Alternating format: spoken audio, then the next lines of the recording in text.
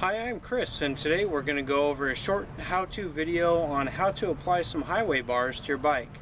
The particular bars that I'm doing today is the Lindby bar, and the bike that I'm using is my 2006 Suzuki Boulevard. It does have some modifications, but none that would change how we actually apply these highway bars. So here are the highway bars. There's some different types of Lindby bars, especially for the different types of bikes. The main focus that you'll have on here that actually distinguishes this bar are the corners up top. So they do have some just regular round ones, then others some rounded corners, but where this has the pitch on that 90-degree angle up top, that's what separates this. So there are different models, so just be aware of that when you're watching this video. Now, first thing we're going to do is just slide this into place. So I want this under my bike, ready to go. And as you'll see, we're also using the Power Zone motorcycle lift. I have it under the bike right now. The bars actually came with a couple bolts. It just comes with 2 bolts, 2 washers, and 2 spacers. So we'll grab those and we'll get started. The tools that you're going to need for this are going to be what we have laid out right here. So the only actual tool that I had to have was the 14mm wrench, and that's what I used to take off the old bolts, and to apply the new ones it fit both the bolts that came with the Lindby as well as the bolts that were currently on the bike that I had to remove. Due to our bike having those slight different modifications and how we had to make some modifications on the bike, due to the modifications we had to make on the bike for the Lindby to fit into place, I did have to use a grinding tool. So I just used a Dremel with a grinding bit on top, and I just grinded the space back just a little bit, not very much, in order to get that Lindby back in place. With that, we also used the safety glasses just to make sure we were safe and didn't get any fragments in the eye. One thing that I'm going to point out before we get started here is on this particular side of the bike, the right hand side, as you're sitting on it, we do have a stopper that's in it. So we do have the place that the bolt is actually going to go into for this top slot, but there is no actual bolt in there. So all we have to do is pull out that rubber stopper first, and then we can move up our bars and get them into place. So these are the bolts that come with it. It's about 2 inches long. And so that'll just go right into the slot right there.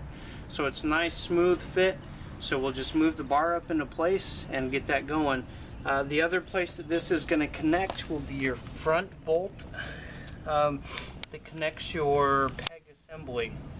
So we'll have to remove that bolt, and then on the other side there is a bolt up here, so we'll have to remove the bolt up top and the bolt for the peg assembly as well.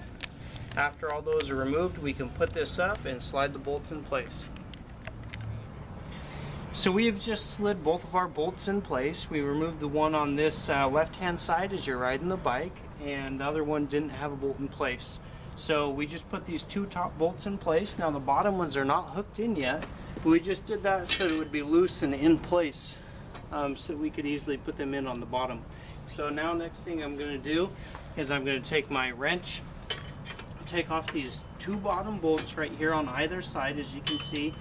So I'm going to loosen that, take those off, and then slide my bottom bolts into place. So I'm going to use, being that this kit only came with 2 bolts and 2 spacers, I'm going to use the existing bolts that are already in there for this one.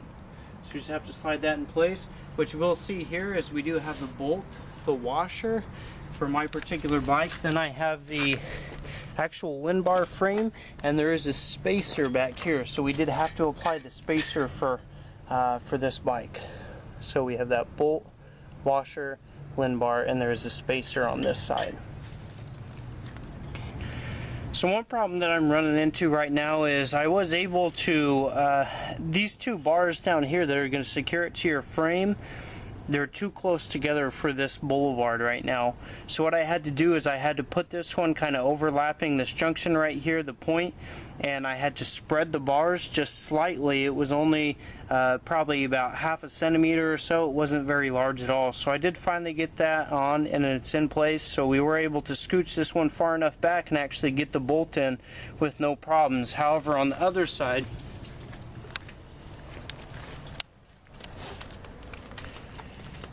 problem that we're running into right now is the frame where it has the round cutout for the bolt isn't big enough to allow for the actual frame for this piece to sit back into place and allow for that bolt to actually go in straight. So it might go in a little bit crooked, but that's not what we want, because you don't want to thread those or cross thread those bolts. So most likely what I'm going to have to do is I'm going to have to grind down this space a little bit, opening it up and allowing me to scooch this bar back and actually get that bolt in there as it should be. Alright, so now we have the bars on. So this is the bike. You have that side view right here. So again, we connected it right up here, right up top, and right to the frame. And then also down here where the foot assembly attaches. So that's the side view. If we turn it to the front right here, then this is the front view of the bars. So they do have the O-rings for nice grip up there. Perfect assembly. I'm about 6 foot tall.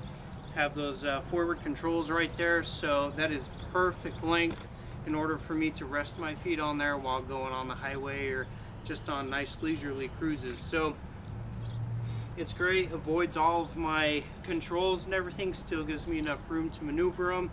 Looks really great, those nice sharp 90-degree corners, great quality product. Lindby is the Lindby bar. So if you had any additions or problems with your bike when installing this, you can also submit that, let me know, and I'll try and add that to future edits of this video so that everybody can have a better idea of how this will be installed for their bike.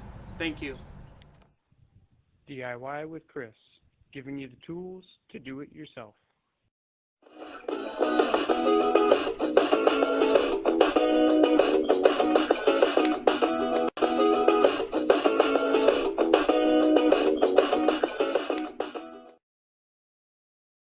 DIY with Chris, giving you the tools to do it yourself.